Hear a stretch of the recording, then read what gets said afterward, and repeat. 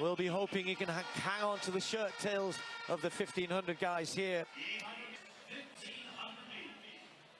All about tactics. A classic 1500 meters.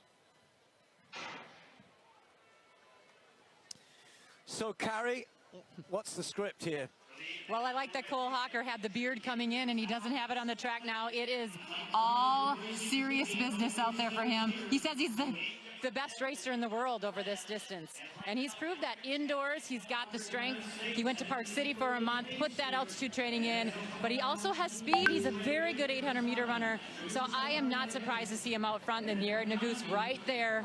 We've been watching Jared's workouts online. We've been seeing him race so well over the mile distance indoors. He set that world record that Jakob went and broke just a week later, but he is very race savvy. He knows how to lead races, but he's got a kick. He's been working on it.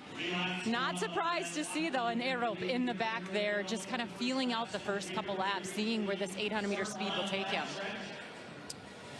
Well, I'm not sure, you know, what pace do you go at early on when you take the lead? You want to make it steady, which is what this is. It's not super quick. It was around about 60 seconds I made that. Actually, it's come up with 59.34. A lot of question marks, not about Naguse. I don't think about Hocker. In good shape, running well. Neil Gurley, indoor season. You know, what about Josh Kerr, though? What about Ataui? You know, what have they got? Are they race ready? I wouldn't imagine Josh Kerr would have come to this knowing what he's up against without thinking he wasn't ready to race. Yeah, Ataui in the back there hasn't raced, but he ran well at the Olympics in that 800 meters. But Josh Kerr, that is the question mark right now, right? He went to indoors, he went to Millrose to try to run, had the flu, could not run, but went home. And we know that he doesn't toe the line unless he's ready to go. He's been talking a big game, but not quite as big of a game as he did going into the Olympics. No, and you know, for him though, he knows it's he has a reputation, Josh, and he likes to preserve it. You know, yeah. He likes to be the man the others have to beat. Well, I really like watching him race. Yeah, I do. And it's great that he's here. So they're all here. Hocker taking them through steady, nothing more than that. In fact, probably pretty slow for most of these guys. Now they're just starting to jostle a little bit as Naguse looks to try and forge this on a little bit. He's gone onto his shoulder. Kerr's close. Gurley's just found a little bit of a gap on the inside. Watch out for him as well. He's dangerous in the home straight's got a good finish. So Naguse is leading it, but hasn't really put his foot down yet. Everybody's still with it. Naguse is making a strong move, which he does in these races, but look at how Kerr just follows suit. He just moves around.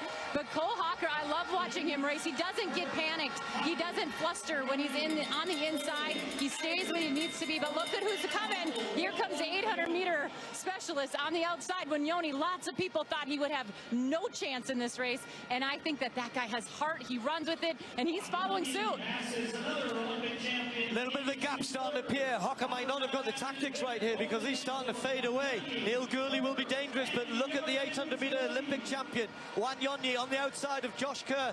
Kerr always likes to go a little bit earlier, but Naguse is holding him around the top end. He'll try again in the home straight. Gurley's still close, and then the chasing Hocker is getting back involved here. He let them get away, but he's right on the inside on the curve. Might pick off one or two. It's Naguse, it's Kerr, it's WANYONYI, it's Hocker, and it's Gurley. This is still anybody's race. It is WANYONYI. He's getting to the front. WANYONYI, the Olympic 800-meter champion, takes it to the 1500 guys. Naguse, then Hocker.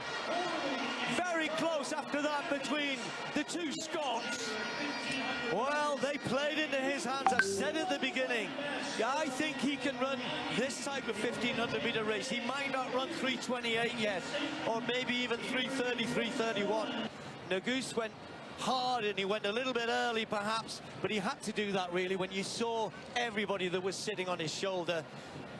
What's going to happen in the 800 meters now? WANYONYI takes the 12